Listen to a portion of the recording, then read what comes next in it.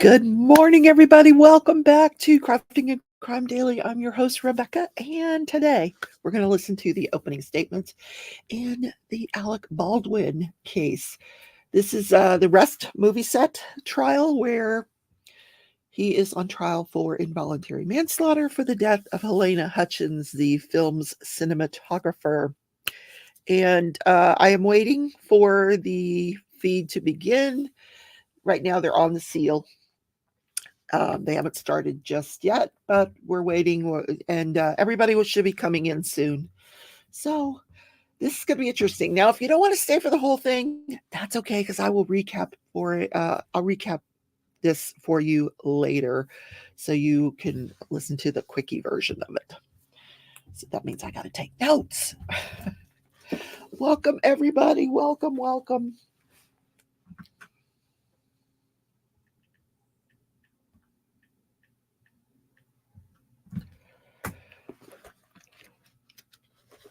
All right. Nobody here yet.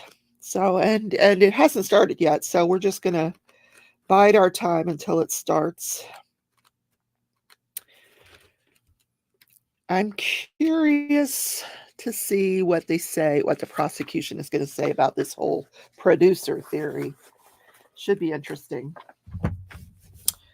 All right. I will be crocheting today during the live. I'm using my 6.0 crochet hook. A friend bought me a whole set of these. They're the Pioneer Woman crochet hooks from Walmart. I love Pioneer Woman stuff. Look at the flowers. So cute. Anyway, so I'm trying out this new hook. Thank you, Tia, for the oh my goodness. Big crowd today. Big crowd. That's because everybody's watching on Law and Crime or Court TV, but that's okay. I will soldier on because I got to watch it anyway.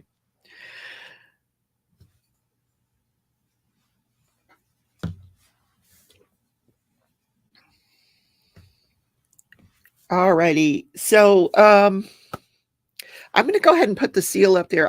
They should be starting in a minute. They did show a few minutes ago, Alec Baldwin did enter the courtroom. So he's there now. He's only been there for like 5 minutes. I think at this point, we're probably just waiting on the judge to come in. Hi, Gail. Good morning. Good morning. Good morning to everybody out there lurking. I love to see that you're there. Love it, love it, love it. So I'm Little Mer. I'll be lurking today, but just want to say hello and looking forward to this trial. Thank you. Thank you for coming in. I appreciate it. Got my coffee. I've already had breakfast. So, because I anticipate this is going to go through at least lunchtime. I don't know how lengthy these openings are going to be. There's not a lot to say about the shooting. I mean, it happened. But they're supposed to talk about what the evidence will show, and the evidence is going to show what the standards were in the industry for gun safety. We expect that the armorer will be called to the stand, although she may take the fifth and not say anything, which is her right to do that. You're welcome, Lily. Lil. Okay. I had to look at the spelling very carefully. Anyhow. All right. I got my pen. I'm ready. I'm ready to go. Yep. They're still on the seal right now. These things never start on time. Never. But I'm here. If you have any questions while this is going on, don't just put them in the chat. I will be muted during the openings, but I'll be looking at your questions and I can type my responses into the chat.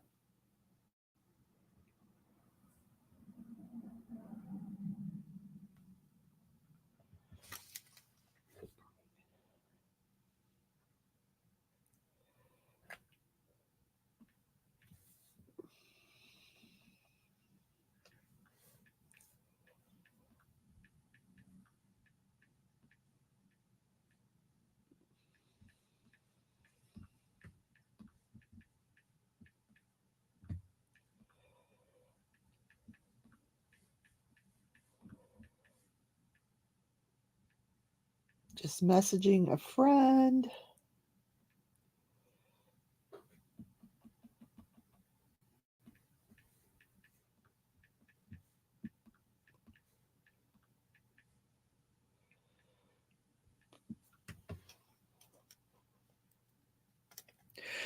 Okay. Oh, well, I know what you meant. I got a lot going on, planning 2 events at the same time. One that starts August 1st, that is the Great Escape 2024, and then October 1st is my Halloween event with DP Addiction Adventures. So, working on the planning for that while I'm watching the crime. Still nothing going on in the courtroom. Yep. So we're all just waiting. I can put the feed on, but it's just the seal. You just see the flag and the seal.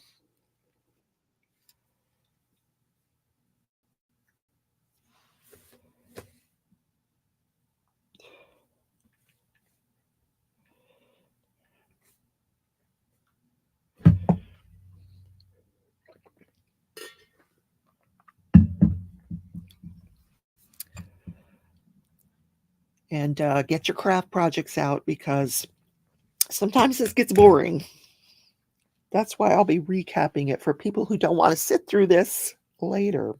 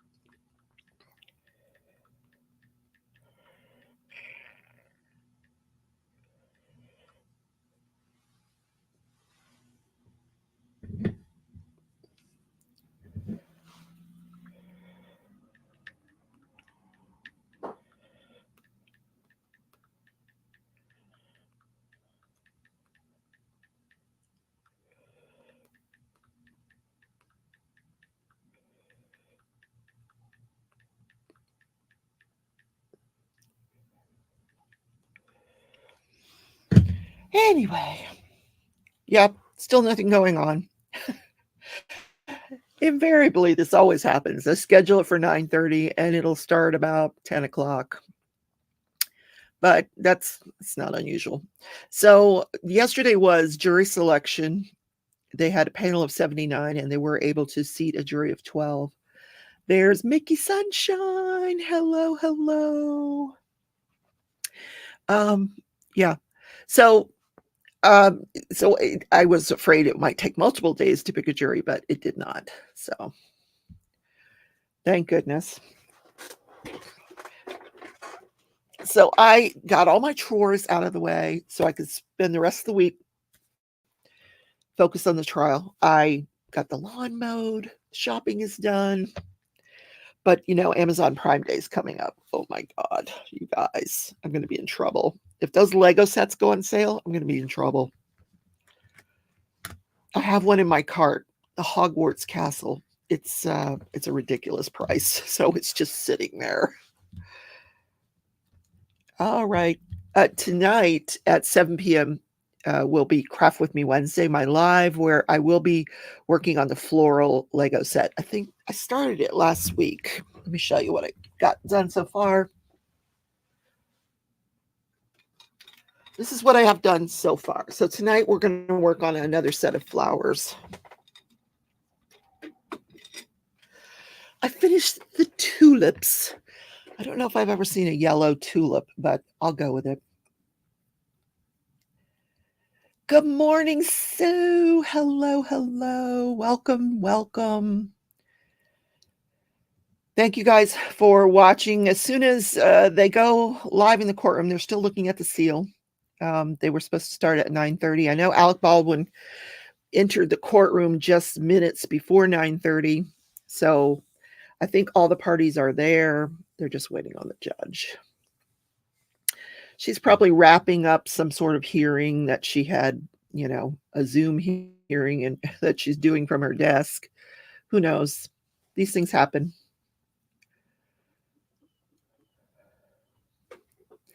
Because they all have more than one case to focus on.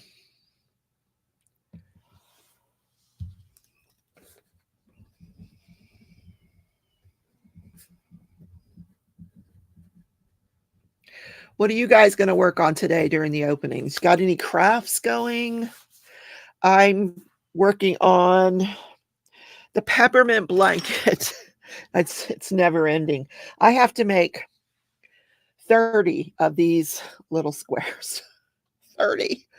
So far I've made 4. So I'm going to see how many I can get done today. These go in between the larger squares. It's not going to be pretty. Oh my gosh, I can't wait to see it all done. Yes, that's a lot more crocheting I have to do. And I'm still working on my my hooker diamond painting. It's only 40 by 40. You'd think I'd be done by now, but honestly, I've been focused on the crocheting.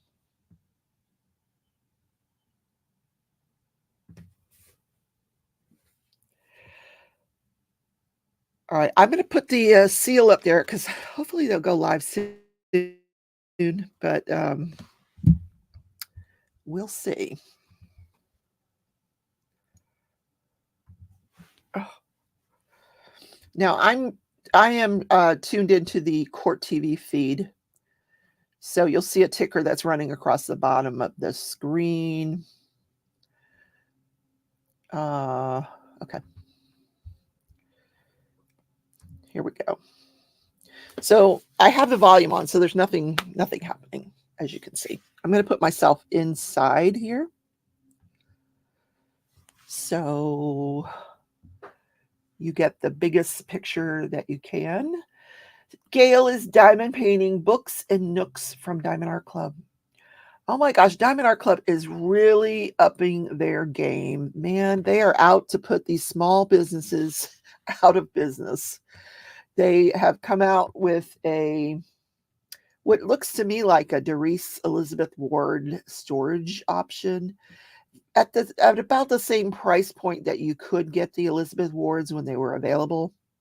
I think that company is no longer around, but you could always get them on AliExpress pretty cheap, or Temu. So now Diamond Art Club is selling them. Yeah. But at that price point, I always got them on sale when they were at that price point at Joann's, and then you would get like that 40% off coupon, and you go get your storage unit. So, and I think they've changed their boxes. I don't have one of their newer paintings, but I think they've changed their boxes up. Very interesting, which is going to cause the smaller shops to up their game as well.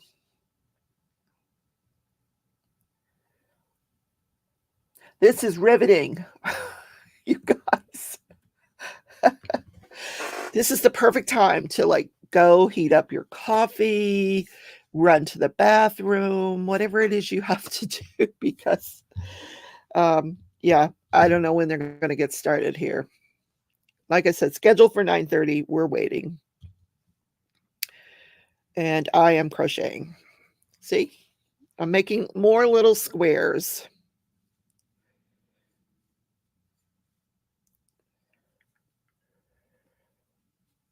But tonight you can tune in and watch me do Legos. I did order a couple of fake Lego sets, should we say, that Temu is selling, just to compare them. See, to see if they're easy to do like the Legos are. Well, my luck though, the instructions will be in Chinese. But luckily, if they have pictures, you can usually figure it out.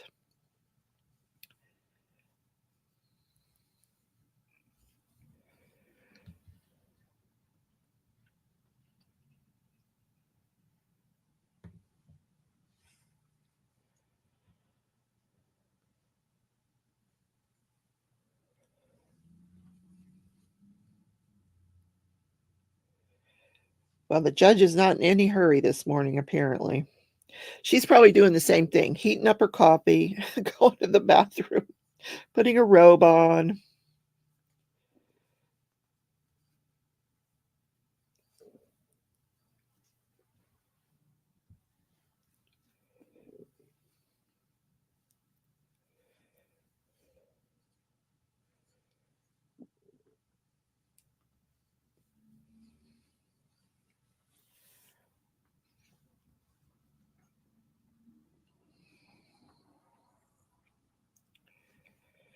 This is what I do in the mornings. I give my friend a call, Mickey, and we sit and diamond paint together, but I'm ditching her today because she's cleaning house and I am covering this trial. So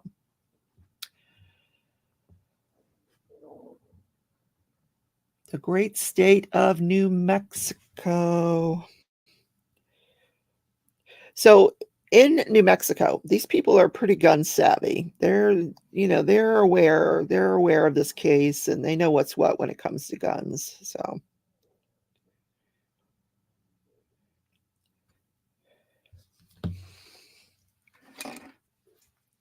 So the jury will come with a little bit of knowledge about gun safety, I'm sure.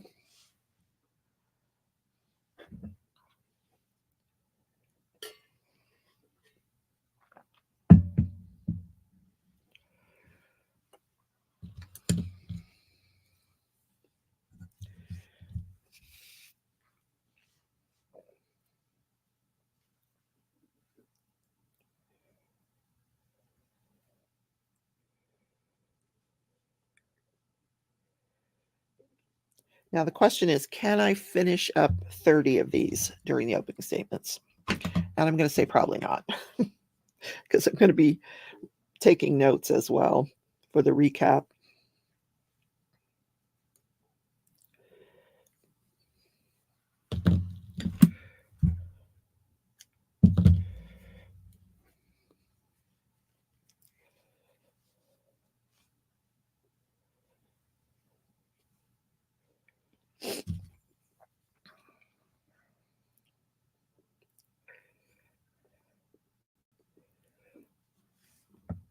Whoa, she's on the bench. Like I said, I will be muted during the opening statements, but if you have any questions, you're confused about something that's happened, just text me in the chat and I will reply. Boy, he looks happy, doesn't he? He looks like he hasn't had any sleep in weeks. He's got some serious baggage going on under the eyes there. Oh, that is body language, isn't it? Look, he's got his arms crossed. I am wasting my time here. What am I doing here? I could be out making money. Instead, I have to deal with this nonsense. I'm just putting myself in his place because, he's a rich actor, producer. And I will tell, well, the gallery is full. Oh my goodness. I will tell you that he's got some crackerjack lawyers. They're out of New York. He's got a pretty darn good team working for him. He didn't bring his makeup person. Apparently not. Oh, we went back to the seal. Oh no, false alarm. But we got to see Alec Baldwin. Wow, there's a full courtroom there. Wow. I think this morning I saw Gloria Allred giving an interview in front of the courthouse. I'm like, what in the world is Gloria Allred doing there? She's a lawyer. I think she's out of California. She kind of sticks her nose into a lot of things, but why, I have no idea. Yeah, he needs some serious makeup. Here we go. We got sound. Let's do some sound. Now the woman sitting there in yellow, I believe, is they have a real-time court reporter that they've hired between the prosecution and the defense. There's actually a court reporter off to the side that the court has hired, but a real-time court reporter can give the lawyers, in other words, they can look at a computer and see what's being said in real time. They don't have to wait for it to be transcribed by the court reporter that you see way off to the left. Now, I could be wrong, but there is a real-time court reporter sitting there somewhere. I don't know who this woman in yellow is.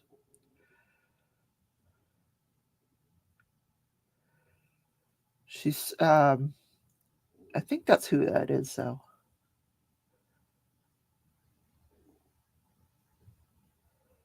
Not a very big courtroom, because, I mean, we're in New Mexico. They don't have big trials like this very often. So I'm curious if this guy's going to get hometowned, this New York lawyer. I had a judge say to me one time, I had to go to a different venue, and he looked at me and he goes, "You're not from around here, are you?" And I'm like, no. I knew I was in trouble when he said that. I'm like, uh-oh, I'm going to get hometowned.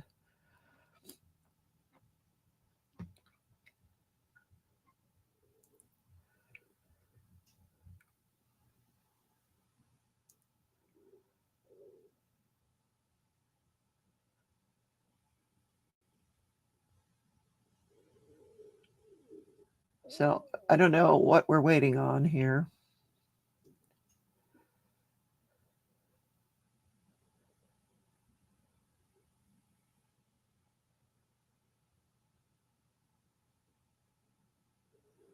He's like, "I'm paying you by the hour. Come on, get this thing started." Oh, I don't know. I didn't see that, Gail. I'll have to look.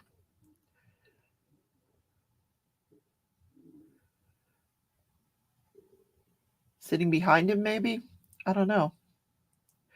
But this is a packed courtroom, though.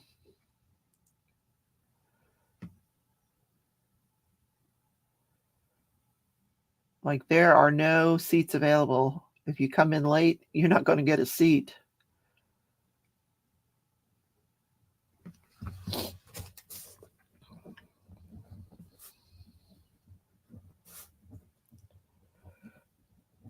Oh, that's him. You're right.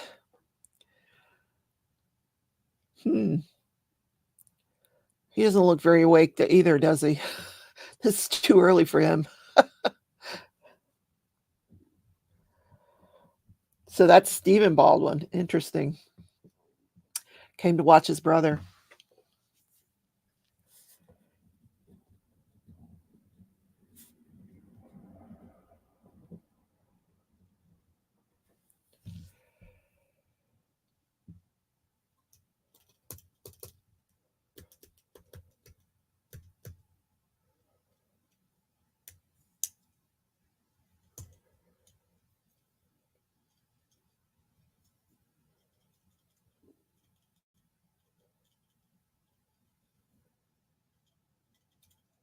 I don't recognize anybody else.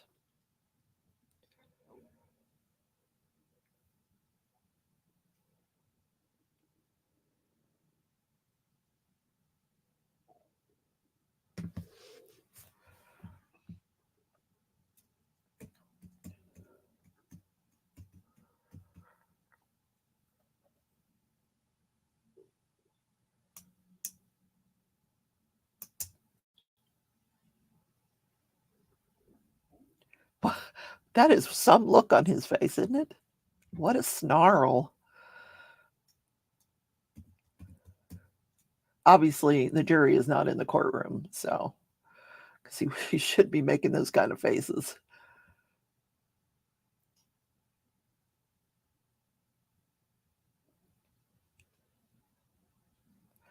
Now, during the trial of Hannah Gutierrez Reed, the prosecution had a different second chair. So there's a new attorney on the prosecution team now, another female.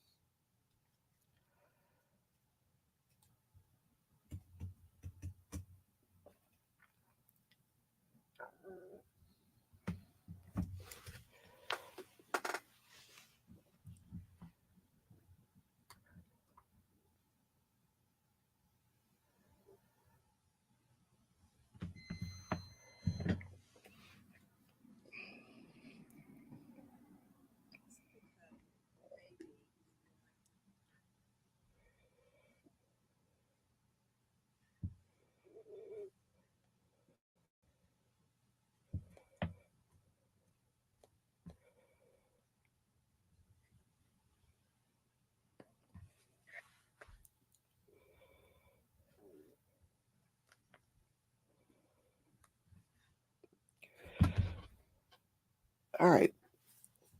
So we're got some sort of argument in front of the judge. That's what he's sneering at. Okay.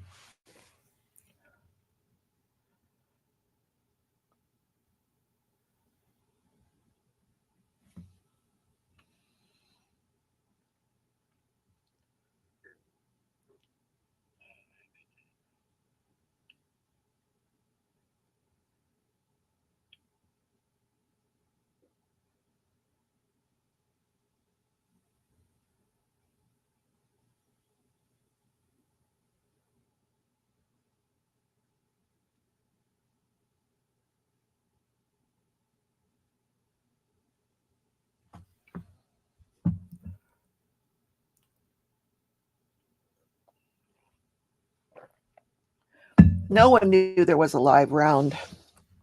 Sue, that's the problem. Somehow some live rounds got mixed in with the dummies. That's going to be part of this whole case, is how did those live rounds get in there?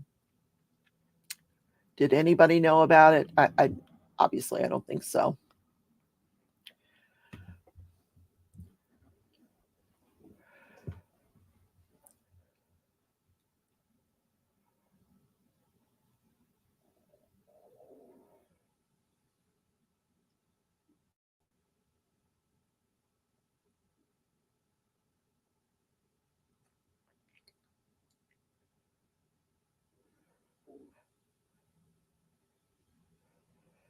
So they're trying to set up the real-time court reporting, and that's what these two women are doing there, making sure that that's working.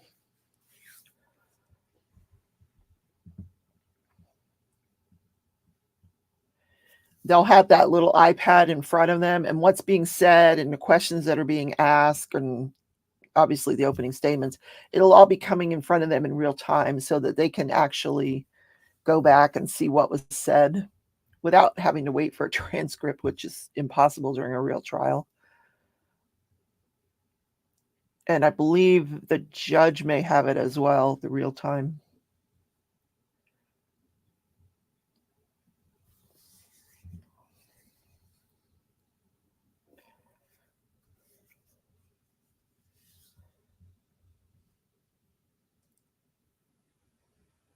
So they're going to show you that during this trial, you're going to see the difference between what a live round looks like and a real round, which is one of the reasons you're supposed to check the gun before you accept it. The actor should have had the armorer open up the gun, show what was in there. Then they could have looked. That none of that happened. So that's part of the trial. You're going to see that.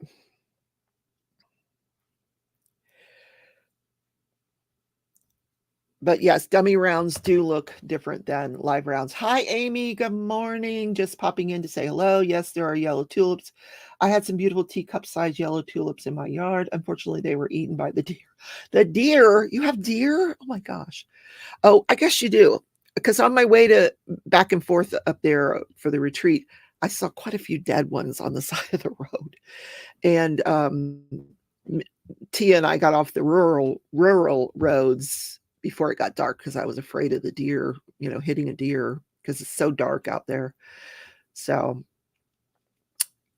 yeah, I guess there are deer. And I have a picture. I saw a mom with the two babies, and I took a picture of it. Remind me tonight on my live, I'll show you the picture I took of the deer and the little baby deer. She was about to go in the road, and then she took the babies and they went back into the woods. Thank goodness she didn't go in the road. All right, I'm going to mute myself for, hopefully we're going to get some volume here. There we go. Matter I'm calling is D101CR 2024-13, State of New Mexico versus Alexander Ray Baldwin.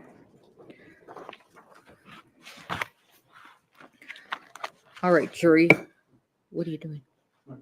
Oh, I have it on. So I have already sworn you in, if you'll recall, yesterday. Okay.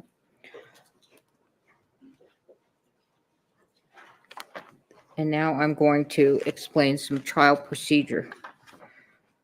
First of all, I want you to know this trial is being filmed, but you are not being filmed, and you will not be filmed at all throughout within the courtroom, okay? All right. So I'm going to, this is a criminal case, as you know. I'm going to reread the grand jury indictment. It's very formal, so we'll go with that. Count 1, involuntary manslaughter, negligent use of a firearm, in that on or about October 21, 2021, in Santa Fe County, New Mexico, state of New Mexico, at Bonanza Creek Ranch, located at 545 Bonanza Creek Road, Santa Fe, NM 87508. The above named defendant did cause the death of Helena Hutchins in the commission of negligent use of a firearm. Count 1 in the alternative, involuntary manslaughter, without due caution or circumspection, in that on or about October 21, 2021, in Santa Fe County, state of New Mexico, at Bonanza Creek Ranch, located at 545 Bonanza Creek Road, Santa Fe, New Mexico, 87507. The above named defendant did cause the death of Helena Hutchins by an act committed with the total disregard or indifference for the safety of others, and the act was such that an ordinary person would anticipate that death might occur under the circumstances. Again, Mr. Baldwin is presumed innocent. The burden is always on the state to prove guilt beyond a reasonable doubt. What I say now is the introduction of the case and the instructions.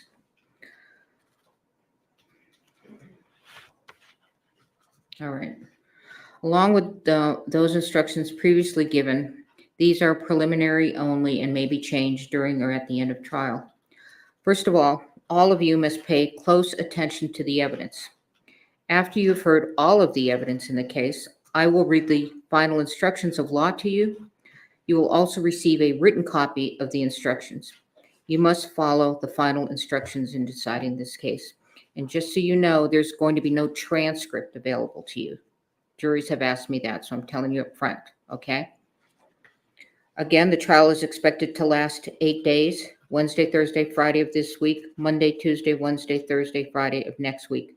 That's the trial. That does not include your deliberation time. The usual hours of trial will be from 8:30 to 5, typically, with a half hour for lunch. No, an hour for lunch, and then a morning break and an afternoon break. Again, please report to the jury lounge no later than 8:30, unless we're instructing you otherwise for different reasons. But in your mind, you can always expect 8:30 to be here, okay? Do not come into the courtroom unless you are accompanied by my bailiff, Steve, okay? You may take water into the courtroom with you, and you can also take coffee or tea, or if you have a lid on your cup, okay? We stand up out of respect for you because you are the ultimate decision makers as to the facts in this particular case.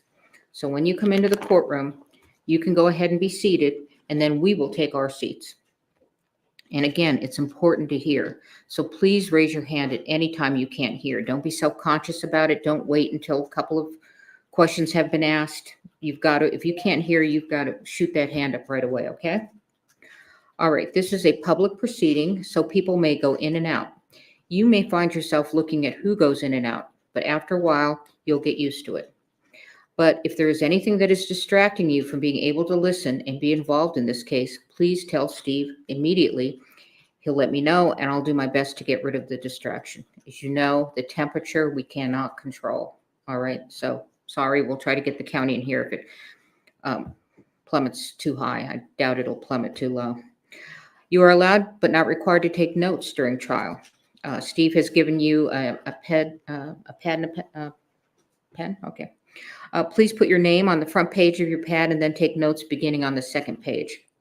On breaks, follow Steve's instruction on whether to take the pad with you or whether to leave it on your chair. You don't have to worry about confidentiality. They'll be locked up at night, and when the trial is finished, they'll be shredded. Okay.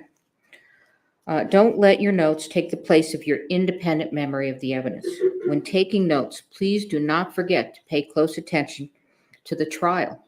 Listening and watching witnesses during their testimony will help you assess their appearance, behavior, memory, and whatever else bears on their credibility. Let's go through the order of trial for those that have not engaged in a criminal trial before.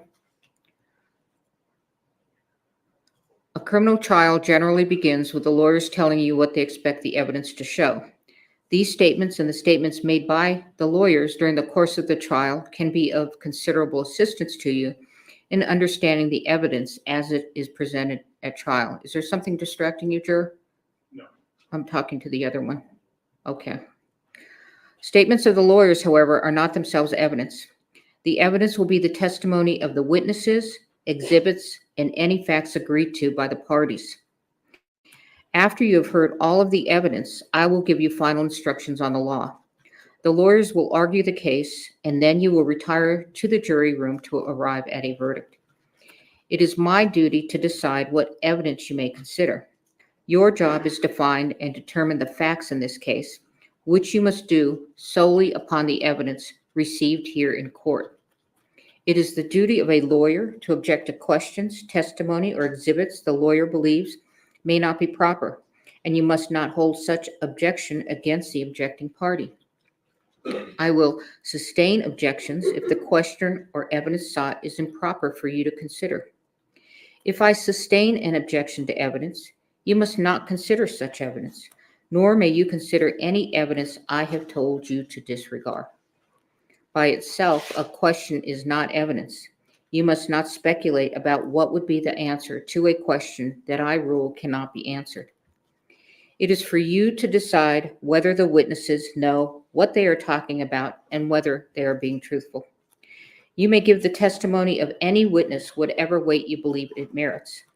You may take into account, among other things, the witness's ability and opportunities to observe, memory, manner, or any bias or prejudice that the witness may have, and the reasonableness of the testimony considered in light of all of the evidence of the case.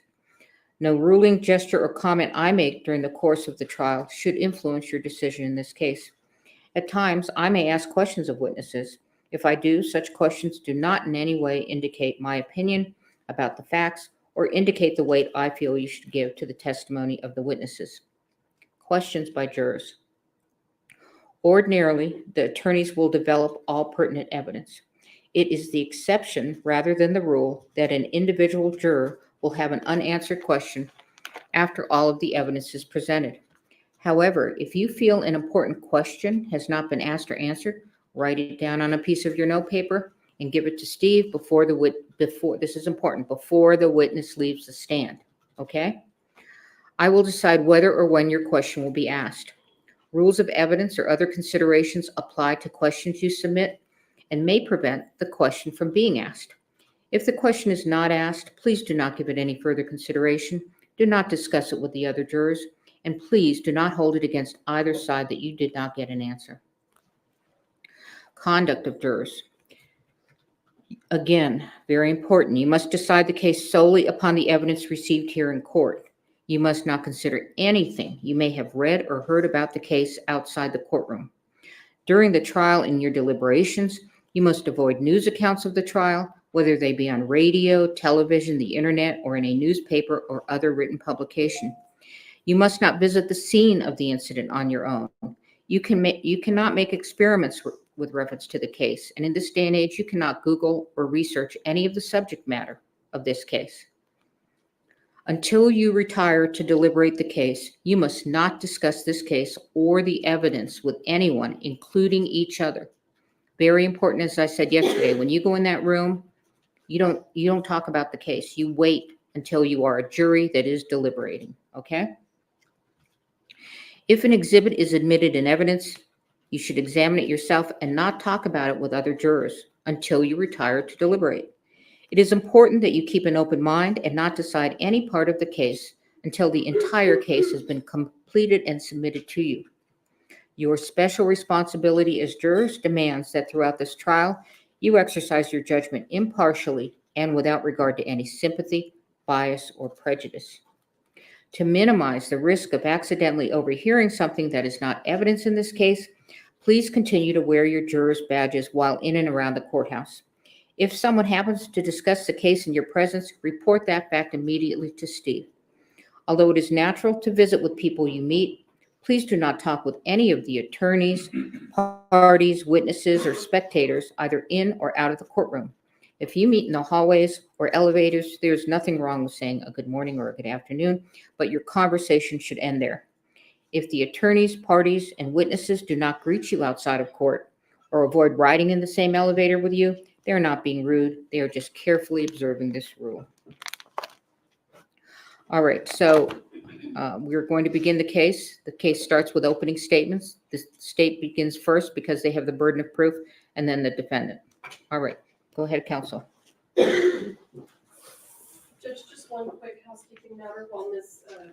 Johnson's getting set up. All right.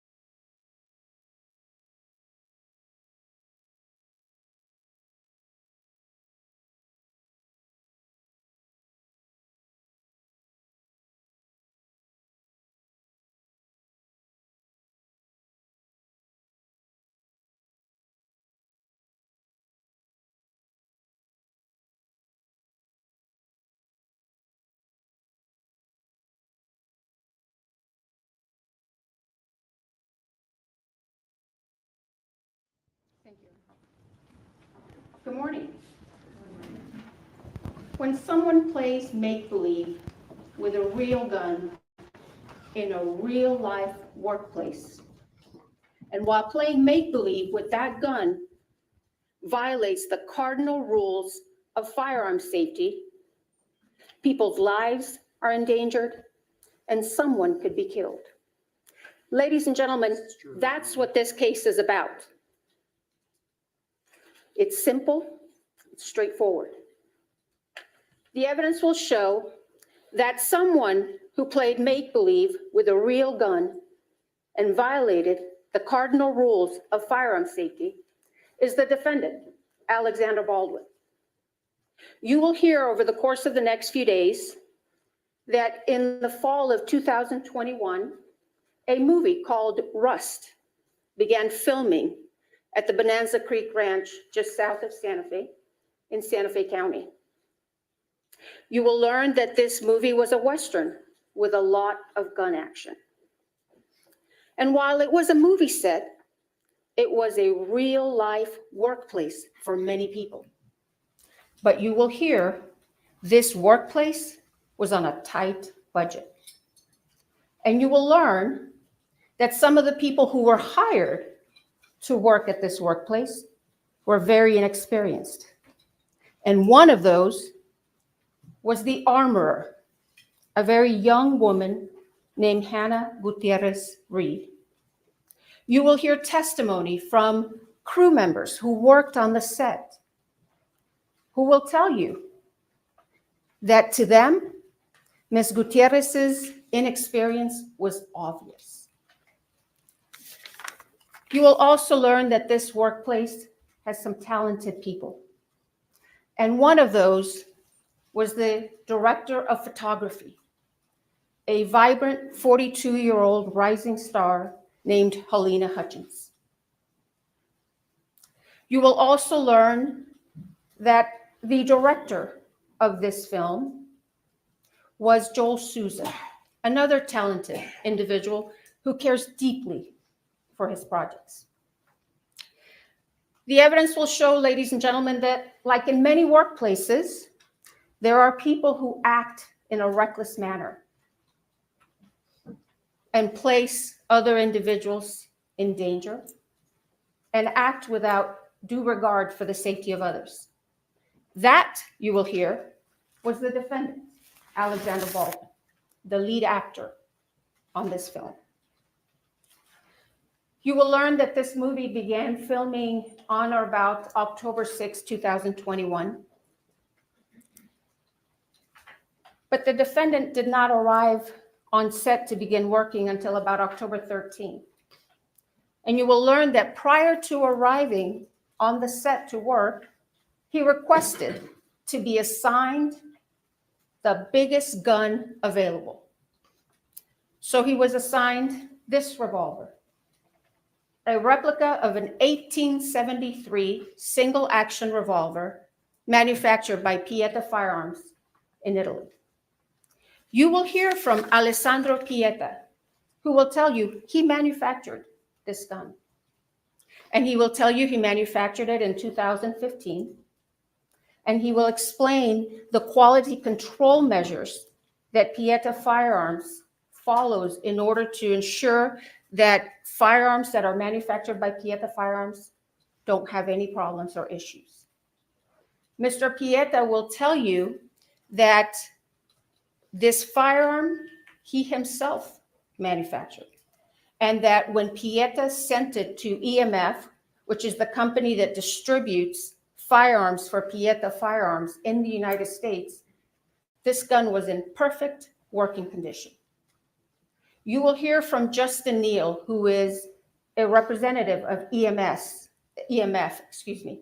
a company out of California that has historically been known to provide firearms to the movie industry. Mr. Neal will tell you that when EMF received this firearm in 2017, it was in perfect working order. And in fact, when EMF had this firearm, it was subjected to numerous quality control inspections because it was used as a show gun at gun shows. The evidence will show that in September of 2021, an individual by the name of Seth Kenny was contacted by the folks with Russ Production. They asked Mr. Kenny if he would be able to provide some firearms for the filming, for use during the filming of Rust. You will learn that Mr. Kenny owns PDQ Firearm and Prop. It's a duly licensed firearms dealership. Mr. Kenny then contacted EMF and ordered several single-action replica revolvers. And in September, or on September 29, 2021, Mr. Kenny purchased this gun.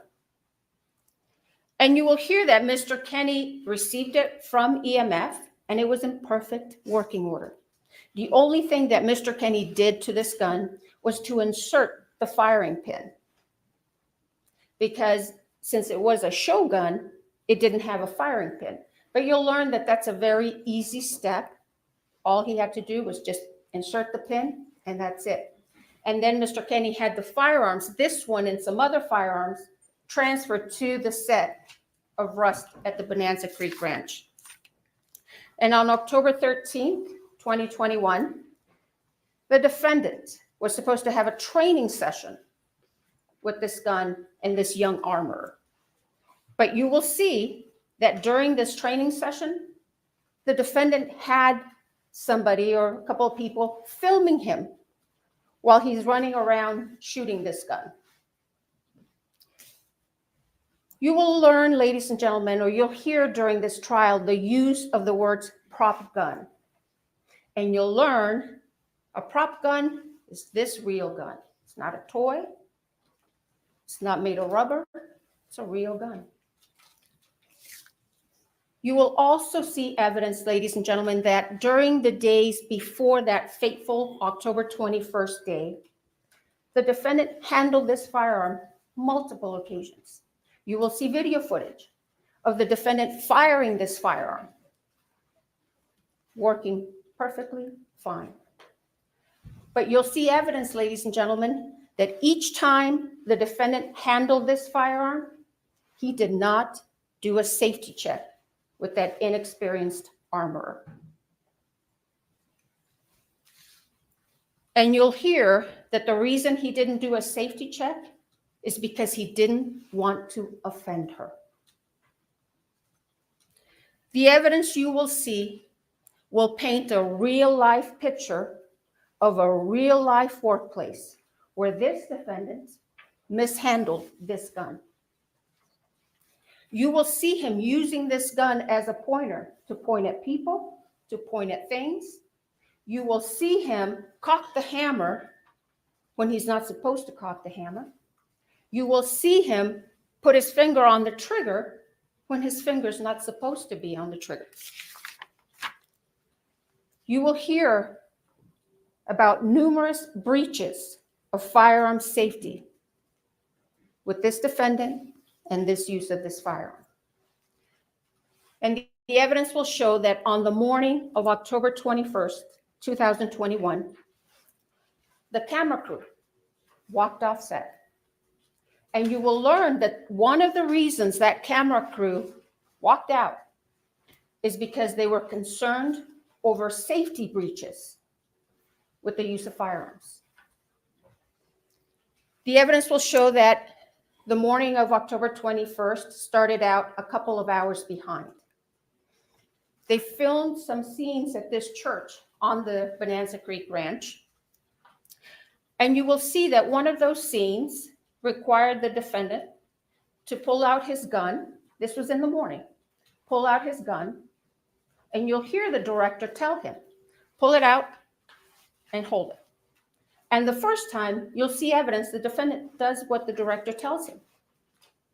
But you will hear the director tell you that many times the defendant would do his own thing. So then the director in the morning asked him, okay, do it again, just like you did now. The defendant pulls out the gun, but this time he cocks the hammer. The evidence will show they then broke for lunch. And around 1:30 or so, they came back to this church to do what's called a blocking. The evidence will show that Ms. Hutchins wanted to do a blocking for an insert. And you will learn what a blocking is, just working out the details of the moves of the actor. It wasn't even a rehearsal. You will hear from one of the witnesses who walked into the church and saw the defendant kind of playing with his gun.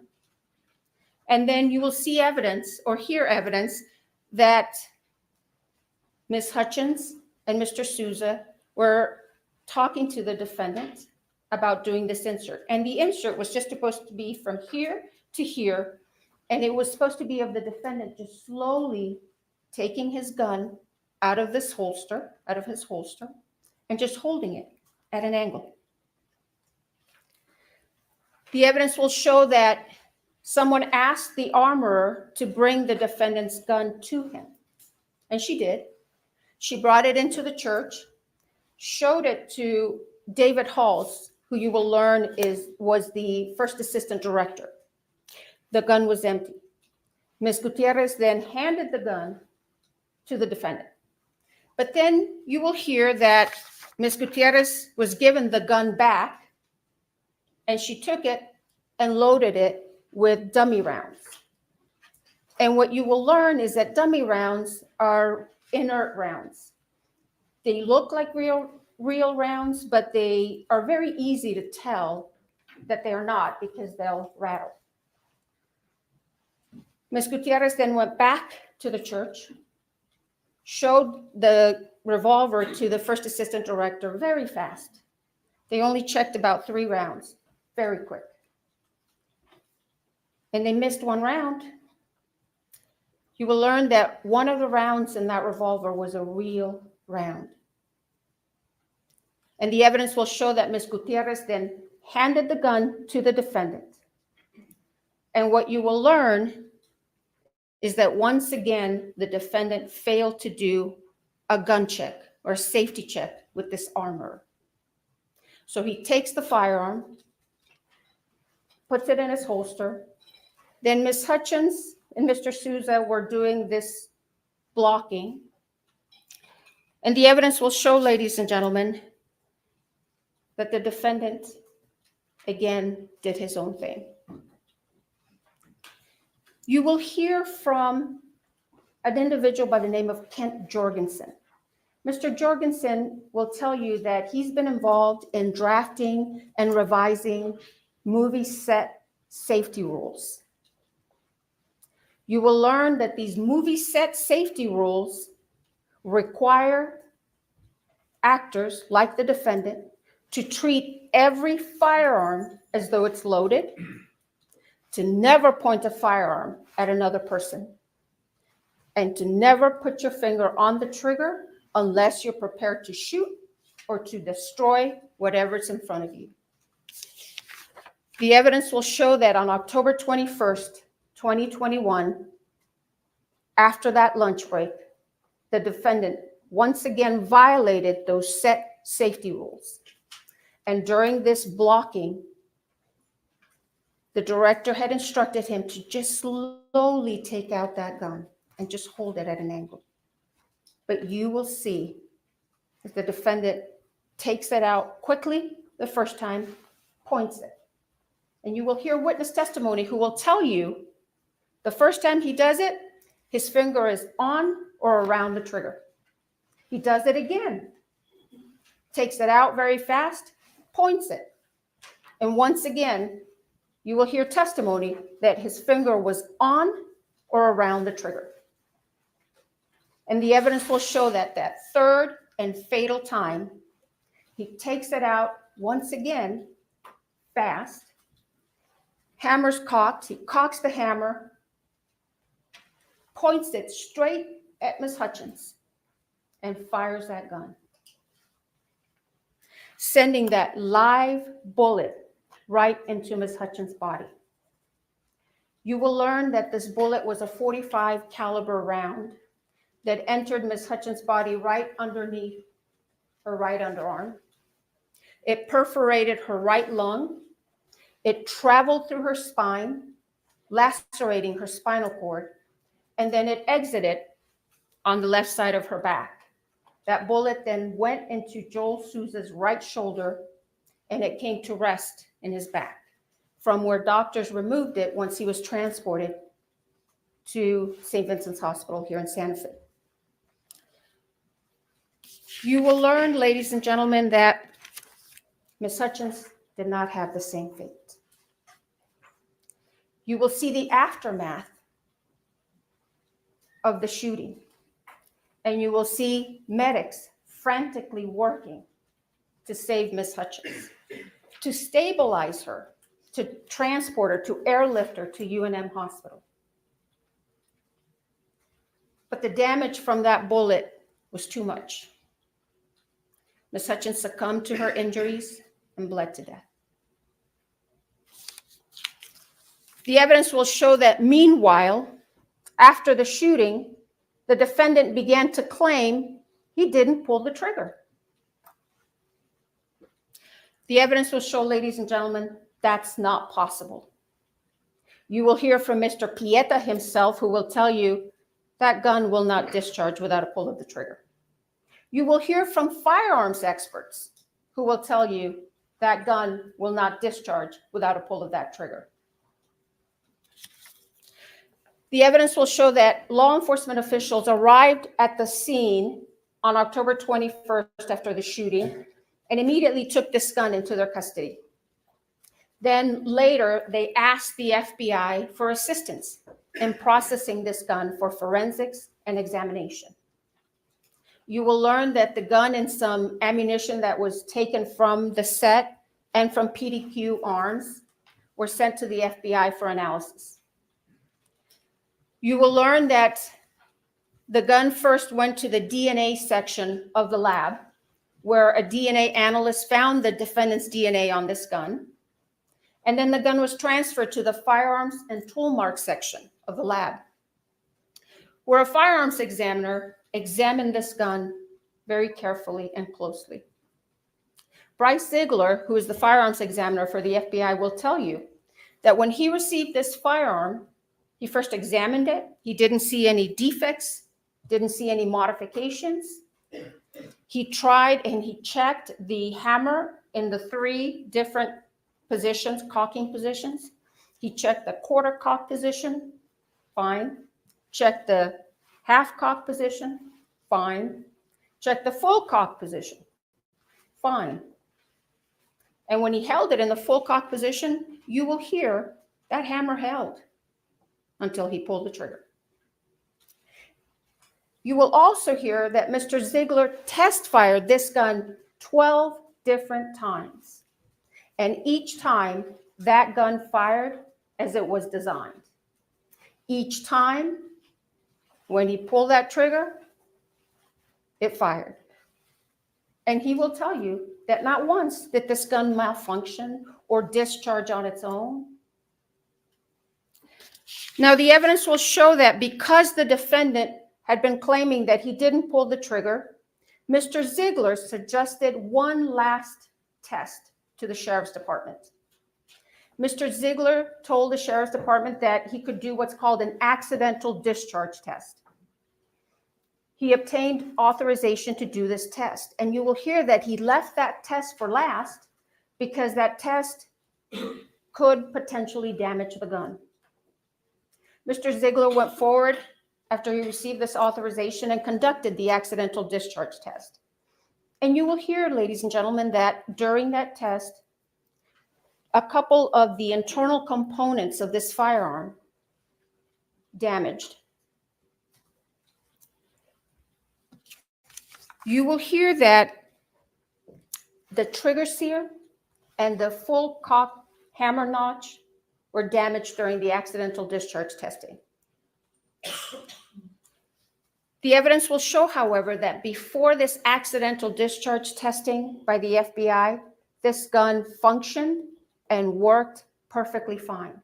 You'll see the video footage of the multiple occasions during which the defendant used this firearm on the set, and each time he fired it, it was working just fine. And in fact, you'll hear evidence that the defendant himself admitted in December of 2021 that this gun didn't have any mechanical problems.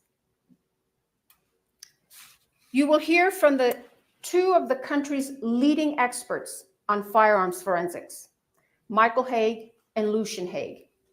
And they will tell you that they examined the revolver and the damaged pieces extensively. They will tell you that the damage to the full cock trigger notch is consistent with the accidental discharge testing that was conducted by the FBI. Lucian Haig will tell you that in August of 2023, he examined the trigger sear, the other piece, and that when he looked at it initially with the naked eye, there was nothing wrong with it. He couldn't see anything. But then he put it under the microscope, and he noticed some kind of rough microscopic diagonal lines on the surface of the trigger sear. And since at the time he did not know how Mr. Ziegler had conducted the accidental discharge test, he opined that these very small microscopic lines were likely not caused by the FBI accidental discharge testing, but he could not exclude that as the source of those lines. Then a few weeks ago, Mr. Haig will tell you that he spoke with Mr. Ziegler and he learned how Mr. Ziegler had conducted the accidental discharge test. Mr. Ziegler explained that he affixed that firearm onto a fixed platform and then struck the firearm on 6 different planes with a rubber mallet. And Mr. Ziegler explained to Mr. Haig that he had not affixed the mallet to another fixed device. Instead, he did it freehand.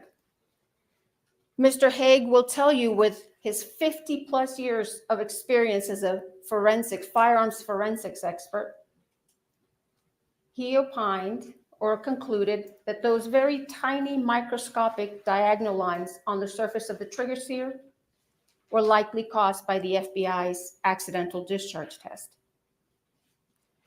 The evidence will show, ladies and gentlemen, that regardless of how those tiny microscopic lines got on that trigger sear, these firearms experts will tell you that those would not affect the functionality of this firearm. At the end of this case, ladies and gentlemen, you are going to conclude and be convinced beyond a reasonable doubt that on October 21st, 2021, that gun the defendant had asked to be assigned worked perfectly fine as it was designed, and that the fatal and one of the main problems that afternoon of October 21st was that the defendant didn't do a gun safety check with that inexperienced armorer. He pointed the gun at another human being, cocked the hammer, and pulled that trigger in reckless disregard for Ms. Hutchins' safety. And you will be convinced that the only true and just verdict in this case, so that true justice can be served, is a verdict of guilty to involuntary manslaughter. Thank you.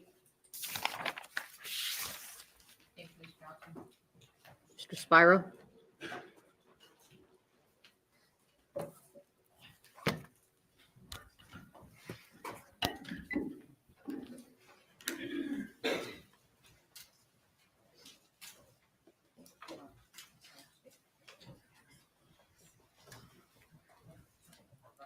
Just touch the screen. You have to touch your hammer. Yes, you talk.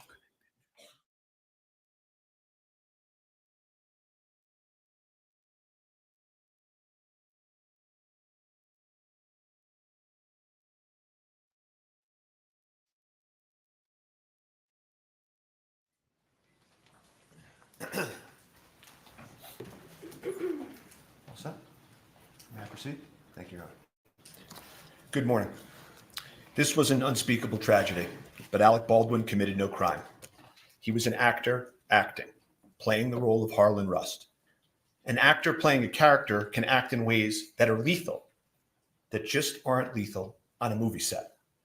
These cardinal rules, they're not cardinal rules on a movie set. And I don't have to tell you much more about this because you've all seen gunfights in movies. And the reason that can happen is because safety is ensured before the actor. On this movie set, there were people responsible for ensuring the safety of the set and the firearm. Those people failed in their duties, but Alec Baldwin committed no crime. The most critical issue in this case is how a real bullet got on a movie set. The evidence will show that real bullets are never supposed to be on movie sets. Movie sets use dummies and blanks. Movie sets use dummies, fake inert bullets that look like real bullets, they don't go bang, for when you want a close-up of the gun. You can't tell them apart from live bullets by looking at them, which is why live bullets can be nowhere near a movie set. And if the director wants a shot of the gun going, bang, poof, there's blanks that they can use. And those blanks look nothing like real bullets. And they are used for those shooting scenes. And, they'll play these videos that they described of Alec's, firearm in the movie going bang, poof, and people are conditioned to seeing people firing weapons and thinking that's a dangerous act. That's a dangerous act. And they will play those videos and give you that image to try to tarnish him in your eyes. But that's not what happened here. On this set, there was a real bullet, something that should never be on a movie set, something which has nothing to do with making a movie. And you will hear no evidence, not one word, that Alec Baldwin had anything to do with that real bullet being brought onto that set. The second critical issue in this case is, why did a real bullet get loaded into a prop movie gun? It is undisputed that the bullet was loaded into the gun by the armorer. the person on set whose responsibility it was to ensure the gun was safe. And so picture that moment of the armorer placing a live bullet into that firearm. You hear the prosecutor say, he did this or he performed in a certain way. He picked out the biggest gun as his prop. It's to tarnish him in your eyes. You will hear no evidence whatsoever. No evidence that anything Mr. Baldwin did, that something he did in that moment, that horrible moment when she put that bullet in that gun, none of it had anything to do with Alec Baldwin. And finally, the first assistant director's job, the head of safety, Dave Halls, checks it before it goes to the actor. And he will tell you he made a tragic mistake. He failed to detect a live bullet. And Alec Baldwin had nothing to do with that either. So all this evidence that the prosecutor just outlined, all of it, has nothing to do with these critical issues. Nothing. Which leads us to this. The evidence will show that on a movie set, safety has to occur before the gun is placed in the actor's hands. In this case, this unique case on a movie set, the prop gun was placed in Mr. Baldwin's hands and cold gun was announced, meaning it had been checked and double checked by those responsible to ensure the gun was safe. It was just a prop. They all thought it was just a prop and could do no harm. The actor's job is to act, to rehearse, to choreograph his moves, to memorize his lines. He's Harlan Rust. He's an outlaw running for his life, who in the incident in question, he's pulling a six-shooter to try to defend himself. That's why the gun has to be safe before it gets into the actor's hands. His mind is somewhere else, in the being of another, a century away, an outlaw. He must be able to take that weapon and use it as the person he's acting would. To wave it, to point it, to pull the trigger like actors do, in ways that would be lethal in the real world, but are not lethal on a movie set. And I'm going to show you that scene now before lunch. And if we could just play action.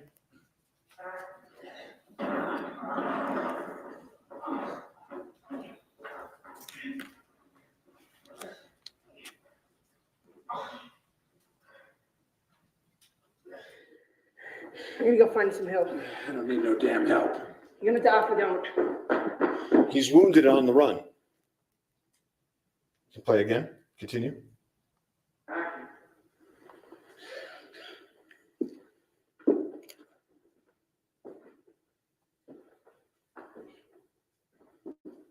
Harlan Rust. Need you stand up nice and slow, tossing your weapons you have. He's on the church pew, bleeding, his hand gripping the revolver. He would defend himself against the men in the movie. Play. One more.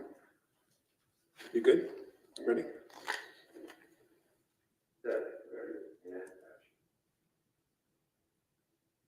Harlan Rust. Did you get up nice and slow, tossing the weapons you have?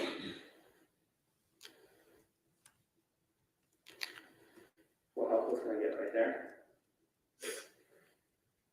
Joel, you want me to wait to give you that line till he lands? Till camera lands? Yeah. Yep. 7 minutes, well, draw your gun and look up and point your gun, okay? Okay, which way? Camera right or left? This way. So camera left for now. I'll stand right here for you, Alec. So whip it out. Yeah. Okay, well, let me get this all greased. Ready? Yeah. Okay, ready? Okay, ready? Ready. And set, ready, and action. Harlan Rust.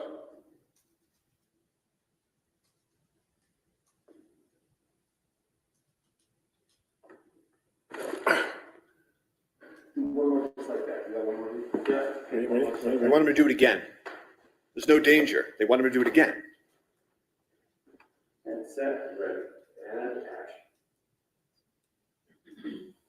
Harlan Rust.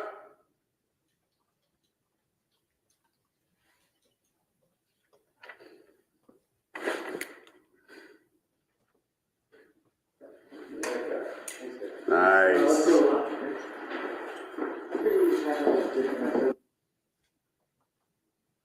It's a scene similar to scenes we've all seen in movies and television. performed by thousands of actors. And the scene that continues after lunch is the same scene. It's just not, unfortunately, captured on videotape.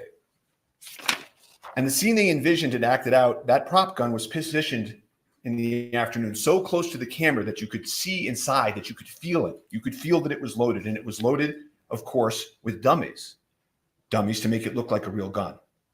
But this one time, one of those dummies was a real bullet. The real bullet was not known to anyone in that church. Amongst the actors, directors, and crew in the scene, everyone was doing exactly how they go about their business every day on a movie, not as if some lethal element had been included in the environment. You will see creativity and movement and everyone talking and vibrant. No one had any idea that this venomous, toxic element had been inserted into this magic they were creating. But it did. It entered that place. It killed an amazing person. It wounded another, and it changed lives forever. And so to find out what happened on that movie set, you need to do something that the prosecutors could never do. You have to step back and remember what they were doing on a movie set.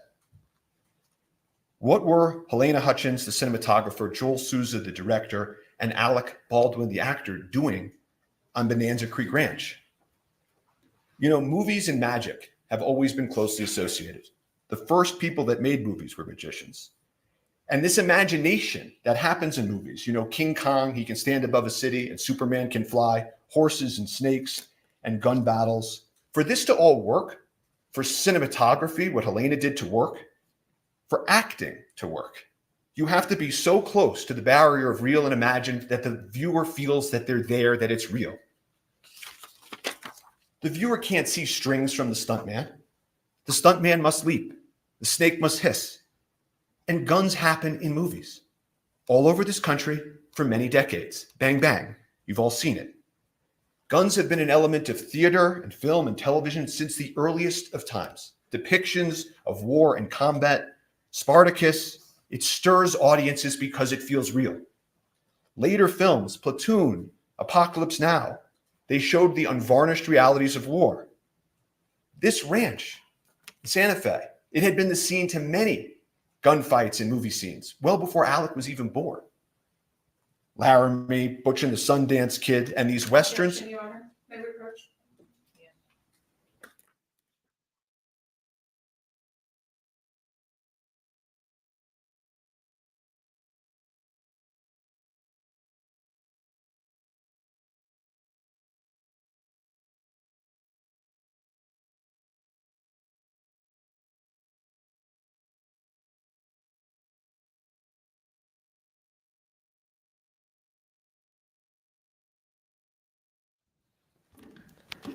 The evidence will show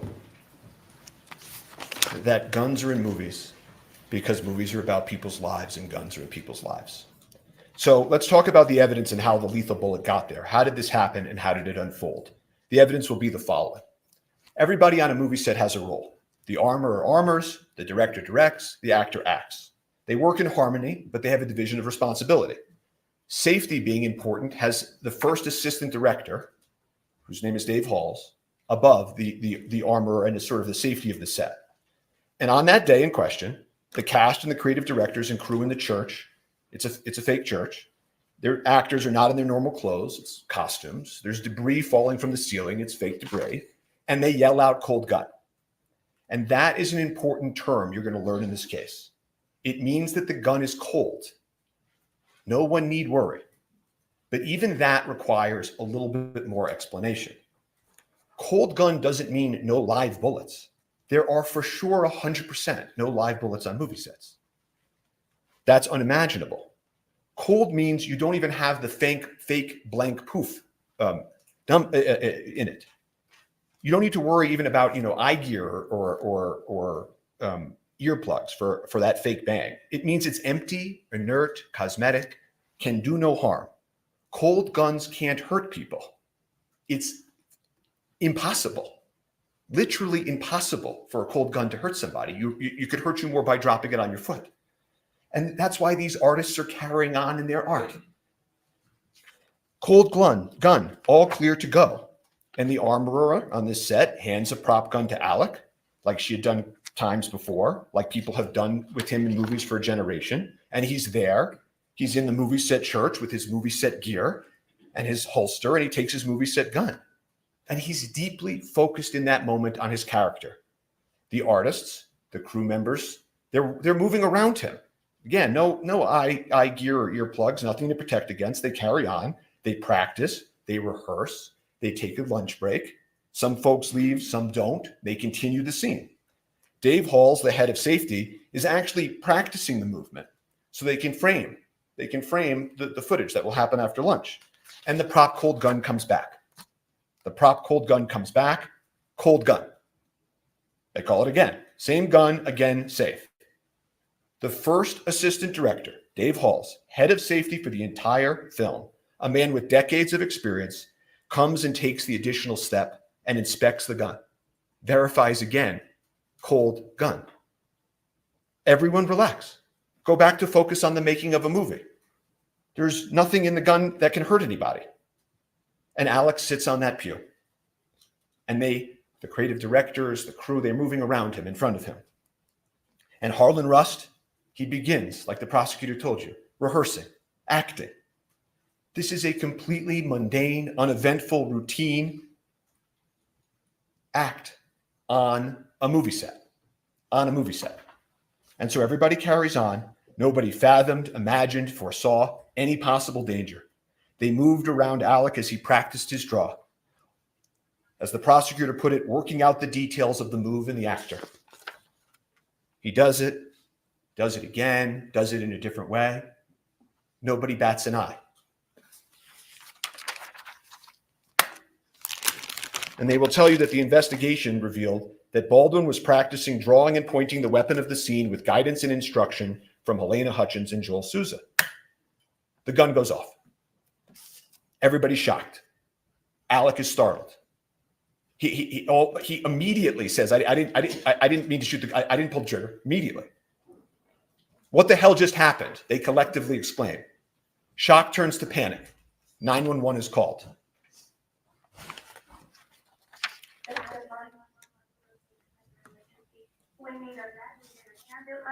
Out at Bonanza Creek Ranch right now. We've had 2 people shot on a movie set accidentally.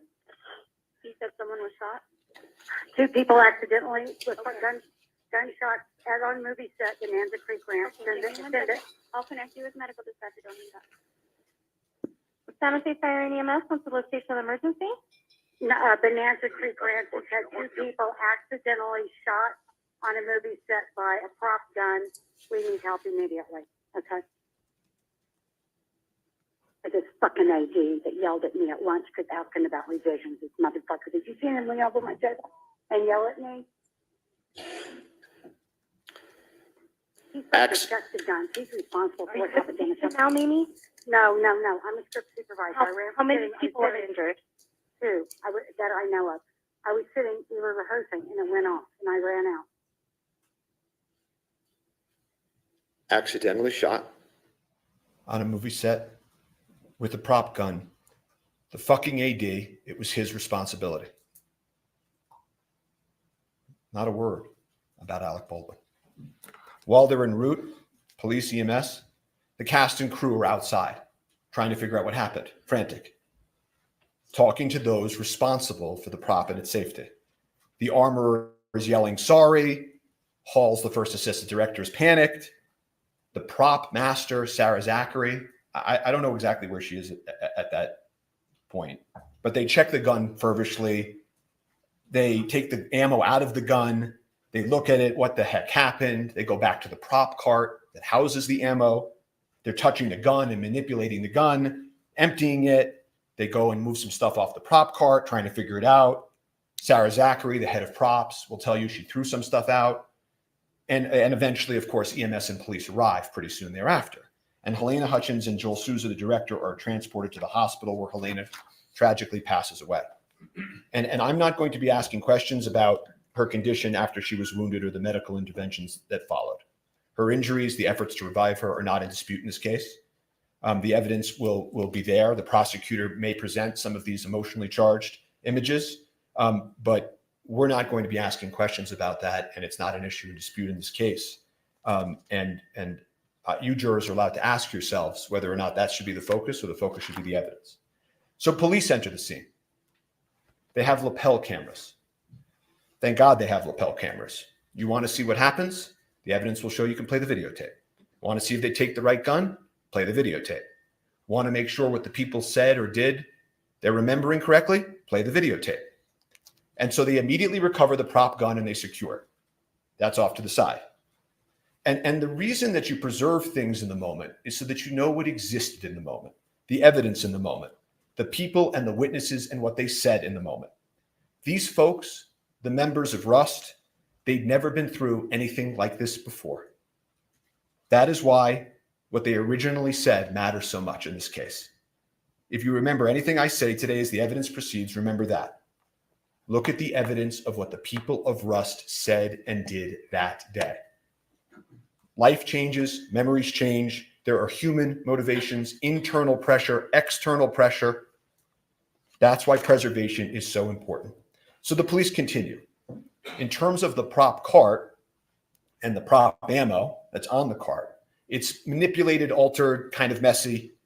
And, you know, at this accidental shooting on a movie set, the police begin to make some mistakes. No one had ever investigated a prop gun on a movie set before. They recover the prop gun, but they don't wear gloves. They don't have the prop cart inside the crime scene. Someone moves it onto the crime scene. People start touching it and showing, okay, this is a dummy, this is a blank.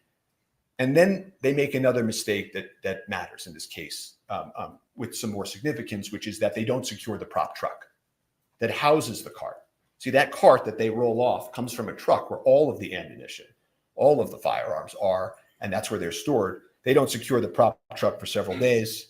And then the prop house that supplies the truck, that supplies the cart, they don't secure for over a month. A lot of mistakes. They had never investigated a case in a movie set. But they had the prop gun. That was key. And so they needed to figure out where the live bullet came from. They had the shell casing, Starline brass. That's the sort of make. You'll hear that phrase, Starline brass. And the police were right to focus on that. That was the lethal element. And so they work outward. Makes good enough sense. Folks around the ammo and the gun to be interviewed at the precinct. The armorer at the precinct. She loaded the live bullet. Halls, head of safety, he double-checked. And Alec walks up to the police. You'll see this early today. And he says, I'm here, whatever you want to do, whatever you need me to do. Just tell me where to go. And Sarah Zachary, the prop master who threw out the stuff at the cart, they missed her that night to bring to the precinct. But the rest of them at the precinct. And thankfully, we have the lapel cameras. And then they cleared the gun outside after on his request, and I witnessed them clear it and saw the bullets. Okay. So the one was, they were all The one that was missing, the one that fired, we don't know, but all the other ones were proper. I can pause this. I can turn this off. Move on.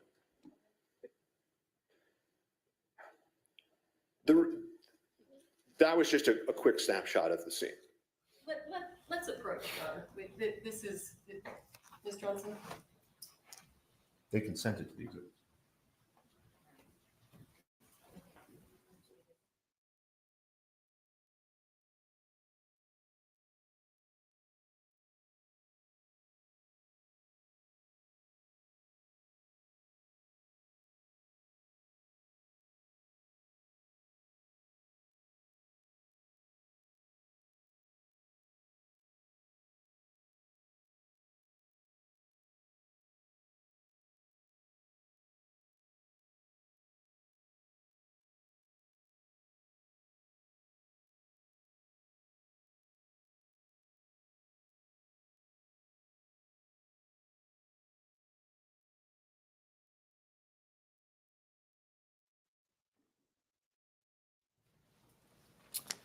The remaining witnesses from inside the church are interviewed on the scene. They're interviewed with lapel cameras. They're interviewed by the lead detective, Detective Cano. And those witnesses, some of them will come in here and testify. And not a single one of them will tell you anything different than what I'm about to tell you about the evidence. The gun was double checked, verified it was a cold gun. not an actor's responsibility to check. Safety was ensured before. Alec was doing his practicing, his rehearsing, his movements. People manipulate and point guns on movie sets. The gun went off during the rehearsal. No one saw him intentionally pull the trigger. It was obviously a tragic accident, but Alec committed no homicide. Alec took the gun from those charged with its safety. He did not tamper with it. He did not load it himself. He did not leave it unattended. It completed his costume and his character. It was an actor handling a prop and integrating it into the character of Harlan Rust. There was a dedicated professional there, off camera, whose sole sacred responsibility was that prop safety. And Dave Halls, the head of safety, was there by her side. Everyone relied on that. And it was tragic that they let them down. He was just acting as he has done for generations, and it was the safety apparatus that failed them all. So law enforcement continues. They need to find the live bullet. That was the lethal element. So they, led by Detective Cano, execute a search warrant on the church.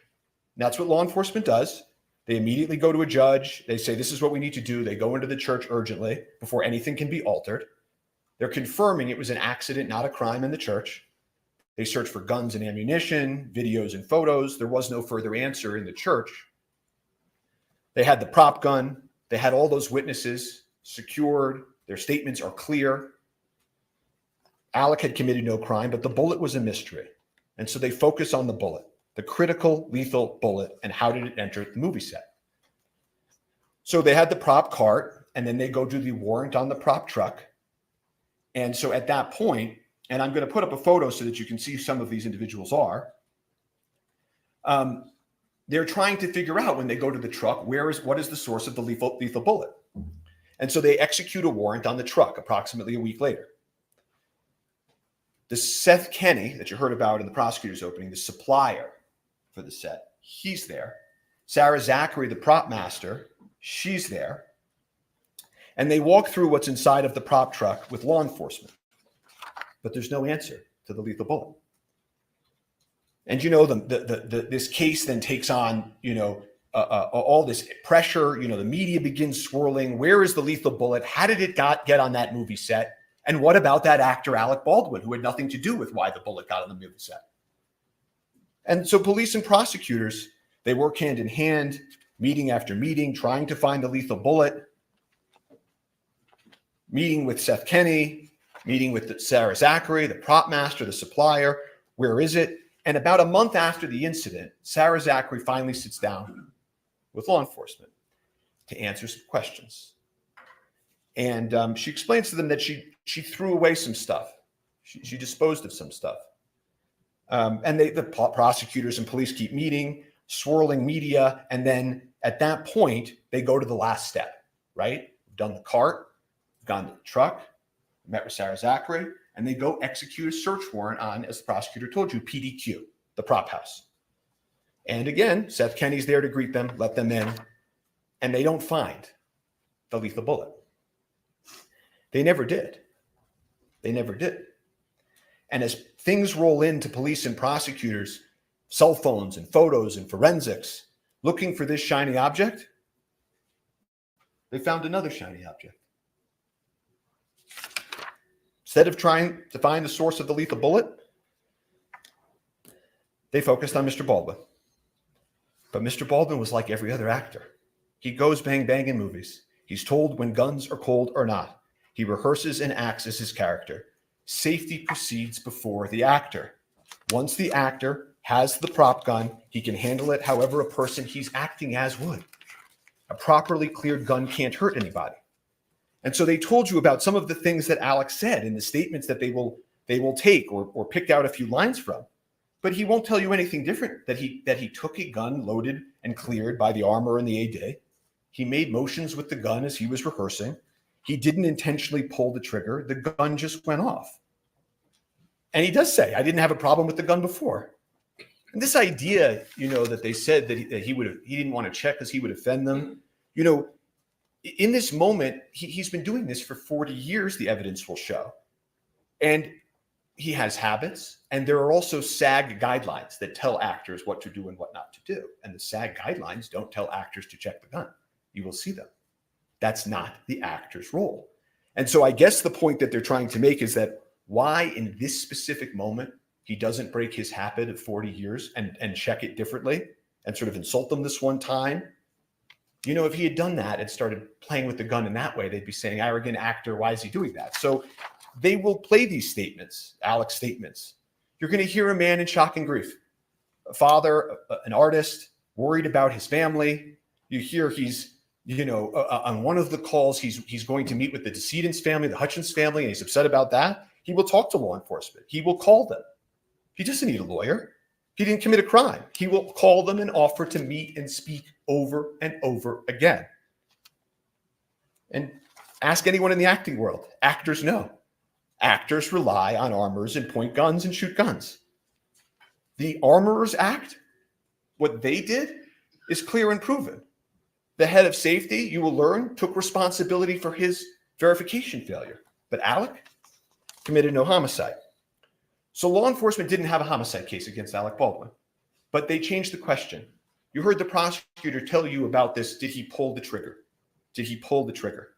Did he intentionally pull the trigger?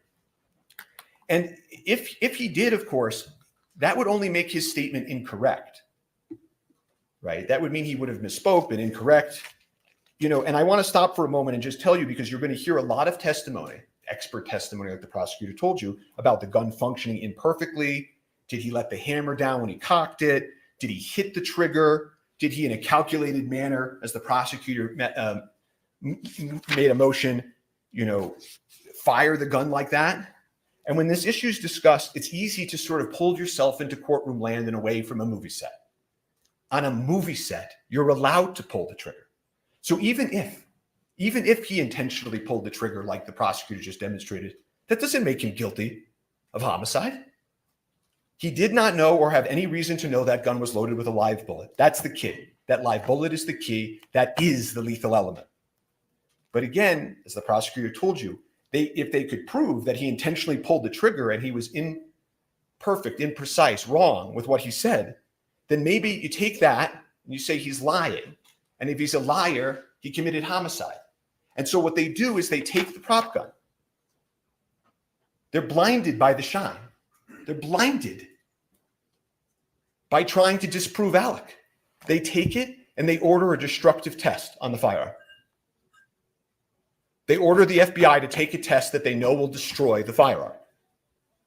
It's a pointless, unnecessary test where they blindly try to make this big case by taking a mallet and smashing the firearm. At the time that they did that, they knew that Alec had adamantly maintained, that he was manipulating the hammer and the gun just went off. That the witnesses said it went off out of nowhere. That there are these accidental discharges that happen on the set. That guns have issues in the real world. That this gun had a hair trigger.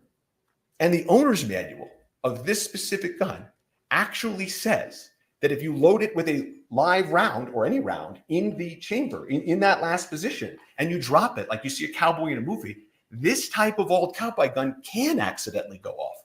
I don't remember hearing anything about that. The evidence will show that. So rather than trying to answer the question of what happened, they proceed with the destructive test. They eliminate the one item that could prove what Alex said and believed.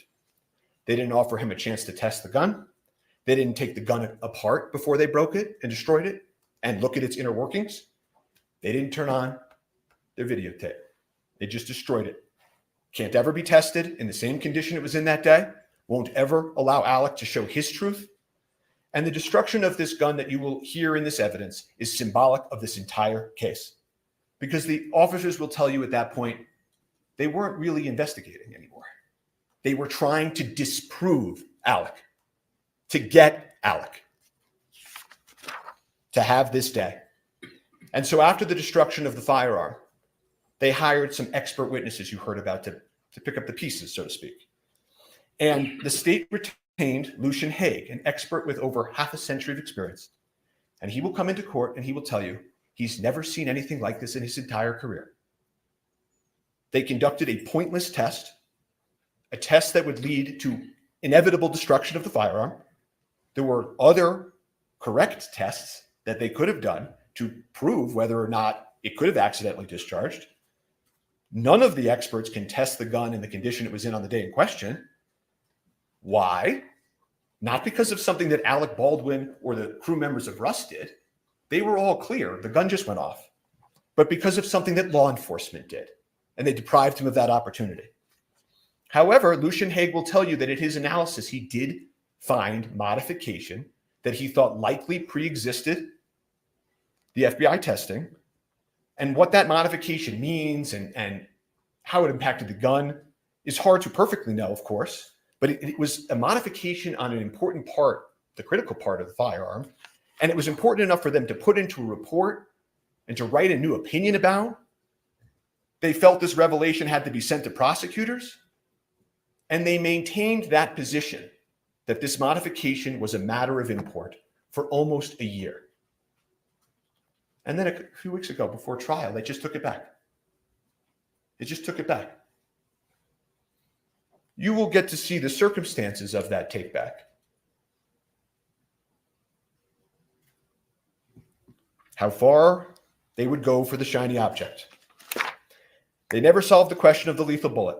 They destroyed the gun, and all they were left with is Alec Baldwin and the movie they intend to put on. But because they never solved the lethal bullet, they eliminated the prop gun. There will not be one witness, not one shred of evidence in this trial that Alec knew or should have known the gun was loaded with a live round. So they can't prove their high-profile homicide case. So they will proceed to then here and now tell you about other things, other evidence that you will hear that has nothing to do with what happened in the church on October 21st. That the movie set as a whole was improper or anything, that they hired the wrong armorer. I think I heard in opening. The evidence will show that the armorer was hired by somebody else, trained by somebody else, had done gun scenes on Rust with somebody else before Alec even got there. She was the daughter and the apprentice of the most famous and well-respected armorer in Hollywood. And she had just left serving, being an armorer for Nicolas Cage on another Western. Then they'll come in and they'll say, but what about the movie guidelines? You heard about Mr. Jorgensen and the movie guidelines, that one of the protocols wasn't followed, or there was a set safety issue about something unrelated to this, like these movie guidelines on a set or the things of Navy SEALs and NASA. The guidelines were followed. They followed the safety guidelines. Actors don't check the weapons. Safety is ensured by dedicated personnel. So they will say, but there had been accidental discharges on the set, that guns had fired accidentally prior, not related to Alec, by the way. But again, that's the people we looked at. Hannah Gutierrez-Reed's fault, Sarah Zachary's fault, perhaps, Dave Hall's faults, workplace issues. Some of them will end up, and you will hear the witnesses in this case, many of them have brought civil lawsuits. And you'll hear that, in those civil lawsuits, they're presenting evidence to try to meet a burden, not a criminal beyond a reasonable doubt homicide trial burden, but they're going to try to prove their cases in civil courts. And that's where faults and accidents are at worst 99% worked out. Not here. But you'll hear these members of the Rust crew come in here. They'll try to make sense of this for you. Some of them have sued. Some of them are in grief. Some of them are in grief and have sued. And part of this grief they feel, that everybody feels, is understandable. And what they will do is they will tell you, if only we had had a second armorer.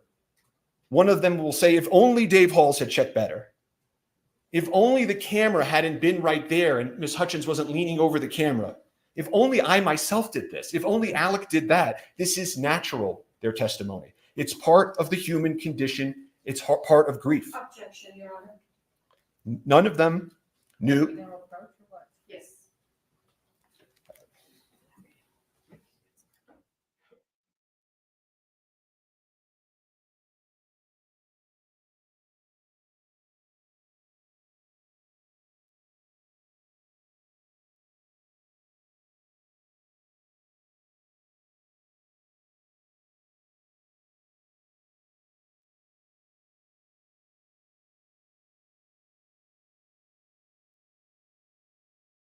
As I was saying, the witnesses, in their grief, will look for reasons to try to make sense of this tragedy.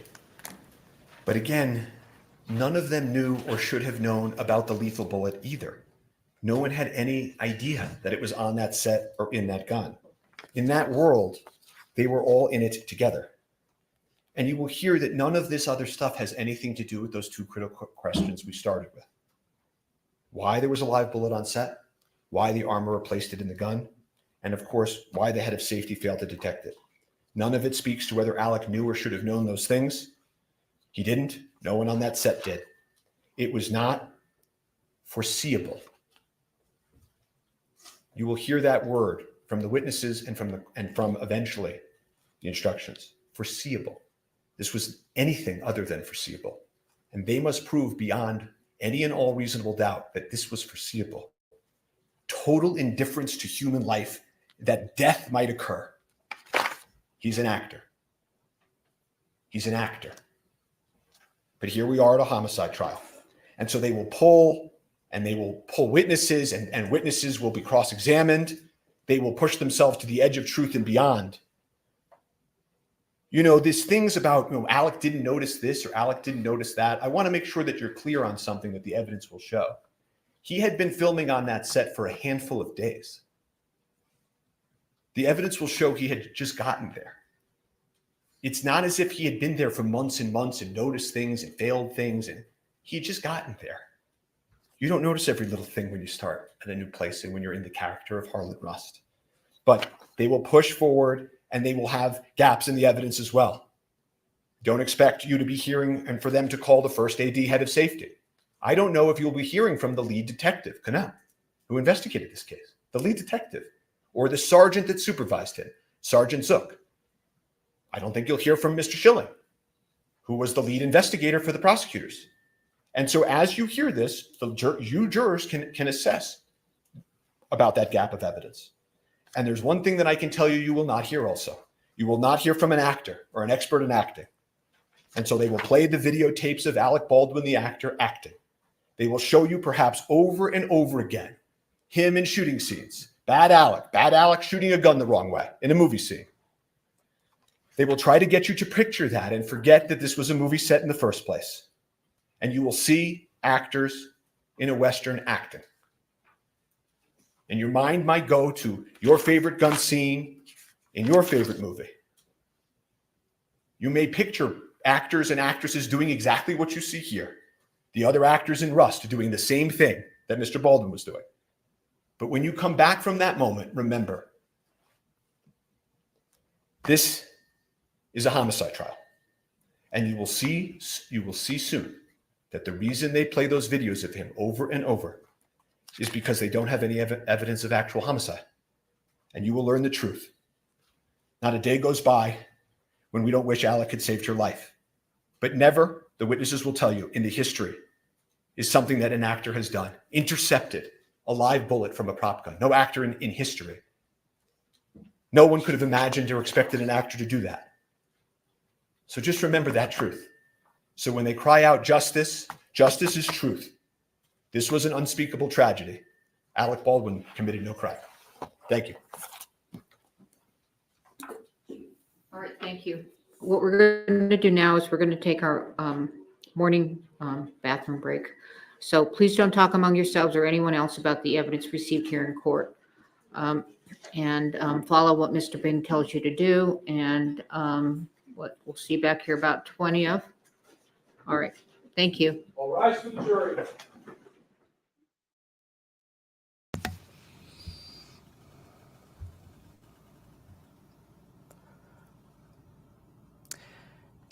Very interesting openings, I thought.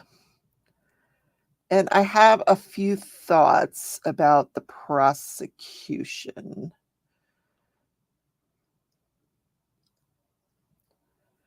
So they're waiting for the jury to leave. I don't know if they're going to say anything else. They've turned the microphones off, so I doubt it.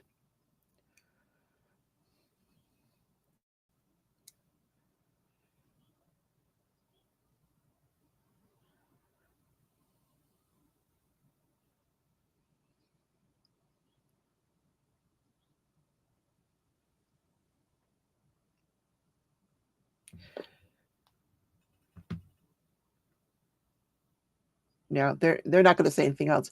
So here is my plan. I just wanted to cover the opening statements. I'm going to summarize those in a separate video. I will also tomorrow I will give you a recap of the rest of the testimony that occurs today, so that you don't have to sit here all day. And I'll give you the skinny, like I usually do. And but I did want to make a few comments. So this prosecution has quite a budget for this trial. This is involuntary manslaughter. The most he could get is 18 months in jail. But they are going to Italy to hire the the person that manufactured this gun. That has to be costing them a fortune. I'm going to take that out so you can see me. It's got to be costing them a real pretty penny. I mean, my gosh. I'm going to just turn the courtroom off here.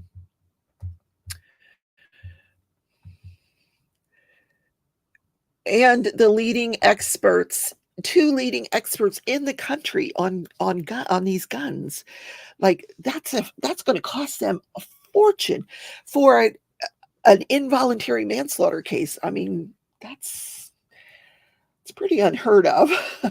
So, but they're up against these suave New York attorneys, and he did a good opening.